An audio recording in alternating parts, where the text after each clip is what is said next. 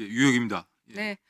법무부 감찰관으로서 네. 계엄 당일날 용기 있게 계엄에 항의 표시를 하신 것에 대해서 감사드립니다. 근데 조금 아쉬움도 있어요. 그때 조금 네. 있었으면 이 법무부가 실제로는 이 계엄에 있어서 큰 역할을 할 수 있는 부서로 보이잖아요. 실제로 이제 경찰력이나 이런 동원은 이제 경찰이나 이제 군 하겠지만 이후에 사법 문제와 관련해서는 법무부의 역할이 있을 텐데 네네. 그게 조금 더 어떻게 보면 알 수 있었던 부분들이 너무 빨리 나오셔서 좀 알 수 없었던 아쉬움이 좀 있는 것 같습니다. 예. 어떤 그 당시 상황을 조금 구체적으로 말씀해 주시겠습니까? 몇 시쯤에 법무부에 모였고 어떤 사람들이 모여서 저도 어떤 뭐 행동을 네. 언론 보도를 보고 네. 계엄 선포가 된 걸 알았고요. 그 법무부에 출근하면서 뭐 나름 판단을 했습니다. 계엄 선포는 당연히 뭐 말도 안 되는 상황이고 이게 뭐 현실 인식이나 혹은 위법하고 위법한 계엄 선포라고 저는 확신을 가졌고요. 어찌됐든 간에 계엄 선포는 뭐 당신이 마음대로 하셨는지 모르겠지만 그걸 따르고 안 따르고는 제가 저의 마음대로 할 수 있는 거고 제가 결정할 수 있는 영역이라고 생각을 했기 때문에 법무부의 몇 시에 청사에 들어가신 거죠? 제가 12시쯤으로 추정됩니다. 제가 사직서를 제출한 게 00시 09분이니까 아마 저 12시 직전이었을 것 같습니다. 12시 직전쯤에 어느 단위까지 이렇게 회의하겠다고 연락이 온 건지 아시나요? 제가 그때 당시에 이제 실국장 단톡방에서 네. 실국장들이 모이라는 그 비상소집 지시가 있었다는 그 단톡 메시지를 받고요. 기조실장이 그 메시지를 올려가지고 다른 실국장들이 다 그거 보면서 지금 바로 출근한다고 이렇게 글을 올리는 걸 보고 저도 그걸 보고 바로 법무부 과천으로 출발을 했습니다. 과천에 도착하셔서 뭐 회의 안건이라든지 그런 것을 받은 거는 없습니까? 저는 뭐 최소한 이게 어떤 회의인지 성격은 확실히 파악을 해야 될 것 같아가지고 제가 뭐 여러 차례 언론에서도 말씀드렸습니다만 들어가자마자 장관이 얘기하는 걸 말을 잘라버렸습니다. 상당히 기분 나빴던 것 같기도 한데 말을 자르고 제가 이게 혹시 계엄 관련 회의입니까? 라고 여쭤봤고 장관이 예 그래요라고 말씀하시길래 저는 그냥 제 결심했던 바대로 그냥 그렇다면은 저는 뭐 따를 생각이 전혀 없고 계엄과 관련 지시라던가 명령은 전혀 이행할 생각이 없습니다. 그렇기 때문에 이 자리를 떠나겠습니다. 사직하겠습니다라고 표시하고 바로 문을 그러니까 거들고 그때 나왔. 박성재 법무부 장관 분명히 계엄 관련 후속 조치를 위한 회의다. 그거는 그렇게 얘기를 한 그때 거예요. 당시 그죠? 네 그래요라고 말씀하셨고 제가 그 이후에 몇몇 뭐 제가 이름을 밝히긴 그렇습니다만 실국장하고 통화를 해본 바에 따르면 계엄 선포 이후의 뭐 상황을 논의하는 회의였던 것으로 보입니다. 그리고 그때 당시에 뭐 제가 사직서를 제출하겠다고 했을 때 박성재 장관의 뭐 모습이라던가 이런 것을 보면 뭐 최소한 지금 뭐 밝혀진 사실에 따르면 8시 40분 정도에는 최소한 그 계엄 선포라는 상황을 알고 있었던 것으로 생각되는데 저보다 생각할 시간이 2시간, 3시간 이상 더 있었을 것으로 생각되고 그 당시에 그 자리에 앉아 있어서 그 박성재 장관이 했던 행동은 그 계엄 선포를 부정하거나 뭐 불법이라고 생각한다던가 뭐 의구심을 갖고 있었다든가 뭐 그런 사람의 행동이라고 저는 보기 어려웠습니다. 그러니까 법률을 관장하는 대통령의 그리고 법적 참모라고 할 수 있는 박성재 법무부 장관이 계엄에 관한 문제 의식은 전혀 없고 그것의 후속 조치를 이행하기 위한 행동들을 한 것으로만 보인다 이렇게 저는 본인은 그렇게 생각할 수밖에 판단하는 없습니다. 거죠. 네네. 그리고 지금 그 헌법재판소에 지금 헌법재판관 임명과 관련해서 지금 헌법재판소에는 단호하게 헌법재판소의 결정이 내려지면 그것을 따라야 하고 따르지 않는다면 이원 위법한 행동이라고 말을 하고 있습니다. 그것에 대해서 본인의 의견은 어떻습니까? 박성재 장관이 그렇게 아니 이제 아, 헌법재판소에 지금 이제 마은혁 헌법재판관 그 임명과 부분은 관련한 제가 뭐 예. 증인으로서 말씀드릴 수 있는 건 아닌 것 아니 같고. 법률가시기도 하시잖아요. 예, 뭐 저도 의원님 말씀하신 네, 거에 법률가로서의 그러면 관점을 뭐 얘기해 주세요. 헌법재판소에서 당연히 결정의 취지라던가 앞으로 결정의 효력에 대해서도 어느 정도 설시가 있을 것으로 판단이 되고 누구나 거기에 따라야 된다고 생각합니다. 네, 잠깐 예. 멈춰 주시고요. 김봉식 청장하고 저기 오부명 공공안전처장님 양쪽으로 나와 주세요.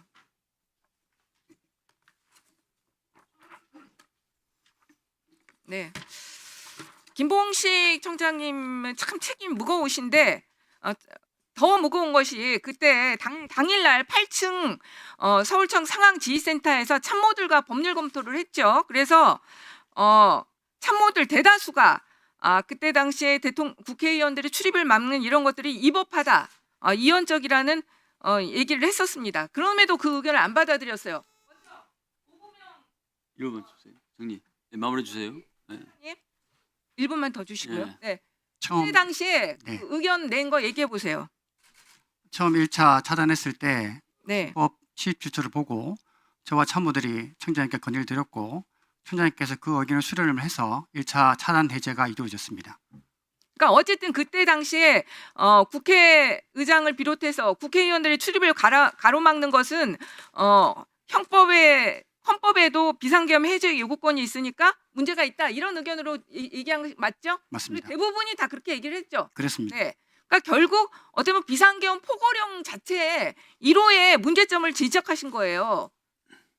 청장님, 그런 참모들의 의견을 듣고도 계속 이렇게 강행한 거 어떻습니까? 근데 사실 제 공소 사실 관련되기 때문에 상세히는 말씀 못 드리겠습니다만, 그 포고령 내려오기 전에는 제가 국회의원님들하고 보좌관, 사무처 직원들도 다 출입을 시켰습니다. 심지어는 국회 출입 기자까지 출입증 있는 분들은 모두 출입을 시키라고 사실 제가 지시를 했습니다.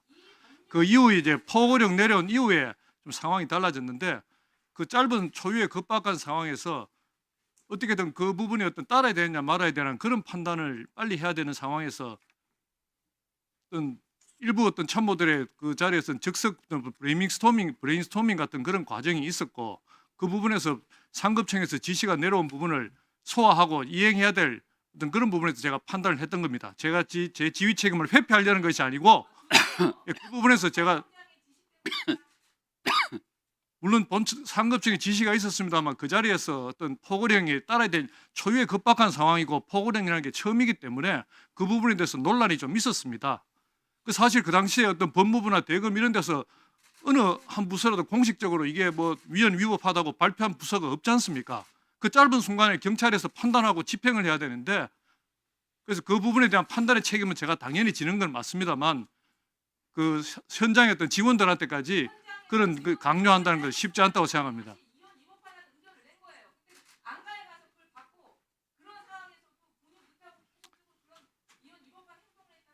아니, 그 포고령 이전에는 제가 대통령 계엄 선포만으로는 국회의원님들 출입을 막을 수 없다 해서 출입증 있는 기자들까지 출입을 제가 시켰습니다. 그래서 그 부분을 좀 이렇게 얘기해 주시면 좋겠습니다. 예. 자, 그러면 지금부터 잠시만 주목해 주시기 바랍니다. 제가 구독자분들을 위해서 선물 하나를 준비했는데요. 제가 항상 여러분들께 드리는 말씀이 있습니다. 뉴스만 평소에 잘 챙겨보셔도 돈이 되고 돈을 벌 수 있다라고 말씀을 드렸는데요. 여러분들은 여기 보시는 삼성전자 뉴스를 보고 어떤 생각이 드세요? 아니면 정치인들의 뉴스, 날씨 뉴스를 보고는 어떤 생각이 드시나요?